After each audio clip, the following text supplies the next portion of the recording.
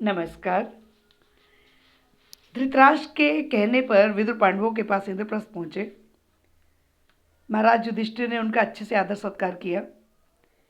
फिर विदुर जी जब बैठे तो शांतिपूर्वक उन्होंने युधिष्ठिर से कहा, राजा धृतराष्ट्र की तरफ से मैं तुम्हें और तुम्हारे भाइयों को चौसर का खेल खेलने का निमंत्रण देता हूँ।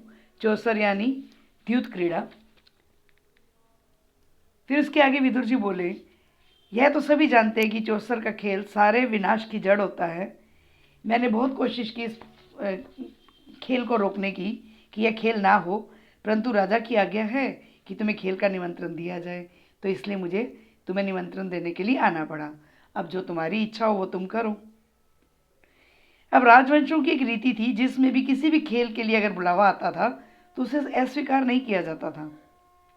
इसके अलावा युधिष्ठिर यह भी सोच रहे थे कि कहीं खेल में ना जाने से धृतराष्ट्र अपने आप को अपमानित न समझे और कहीं यही बात जो है झगड़े का कारण न बन जाए।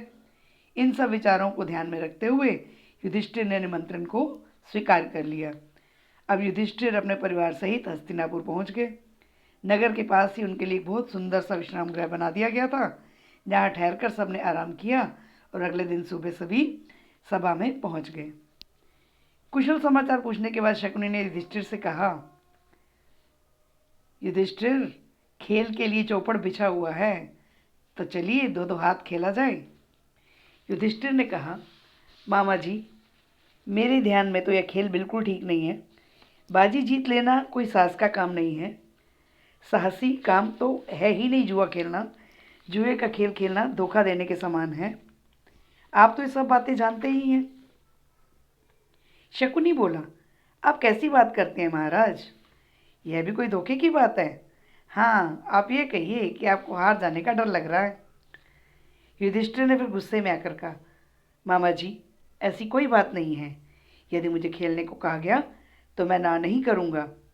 आप कहते हैं तो मैं खेलने को तैयार हूँ, परंतु यह बताइए कि कौन मेरे साथ खेलेगा? तभी दुर्योधन बोल उठा बीच में से कि मेरी जगह खेलेंगे तो मामा शकुनी, परंतु दाव पर जो भी धन दौलत संपदा लगानी है वो मैं दूंगा। यह सुनकर युधिष्ठिर बोले कि ये तो खेलों के नियम के विरुद्ध है कि एक के स्थान पर कोई दूसरा खेले।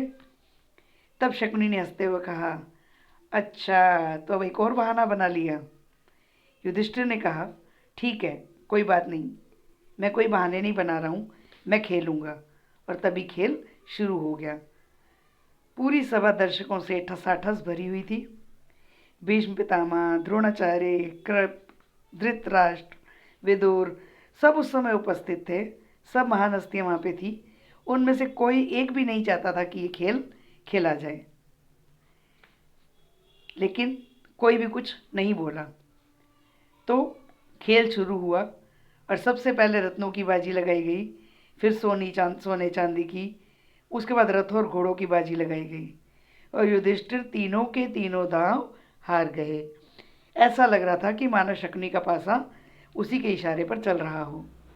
खेल में युधिष्ठिर ने बारी बारी अपनी गाय, भेड़, बकरियां, घोड़े, रथ, सेना, दास दासियां, देश देश की प्रजा सभी खो दिया। भाइयों के शरीर पर जो आभूषण और वस्त्र उनकी भी बाजी लगा दी। और हुआ क्या, वो उसको भी सबको हार गए। शकुनी ने उससे पूछा, और कुछ बाकी है क्या? तो युधिष्ठिर ने नकुल की ओर इशारा करके जोश के साथ कहा, मेरा भाई नकुल खड़ा है ना, वह भी तो मेरा ही धन है, चलो इसकी बाजी लगाते हैं।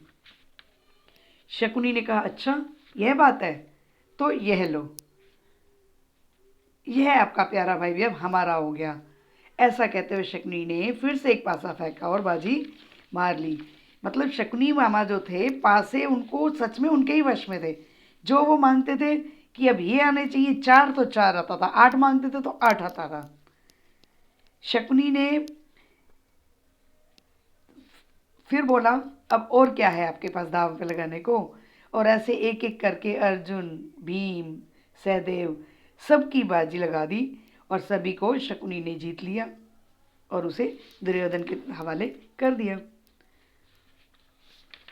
दुष्टात्मा शकुनी ने तब भी नहीं छोड़ा और युधिष्ठिर से पूछा, और कुछ है तुम्हारे पास? युधिष्ठिर ने कहा, हाँ, यदि इस बार तुम जीत गए तो इस बाजी में मैं समय को लगाता हूँ, और अगर तुम जीत गए तो मैं समय को तुम्हारा अधीन समझूंगा। लो, यह भी जीता, कहते हुए शकुनी ने पासा फेंका और वह बाजी भी वो ले गया। तभी शकुनी सभा के बीच खड़ा हुआ और एक एक करके पांचों पांडवों को पुकारा और घोषणा कर दी कि वे अब उसके गुलाम हो चुके थे। शकुनी की प्रशंसा करने वालों ने बहुत खुशी मनाई और पांडवों की इस दुर्दशा पर तरस खाने वालों ने बहुत अपने मन में बहुत ही ज़्यादा दुख महसूस किया और पूरी सभा में खलबली मच गई। और जितने भी सब वहाँ पे महारथी थे, जितने भी बड़े बैठे थे, उन सब की आंखों से आंसू तक निकलने शुरू हो गए।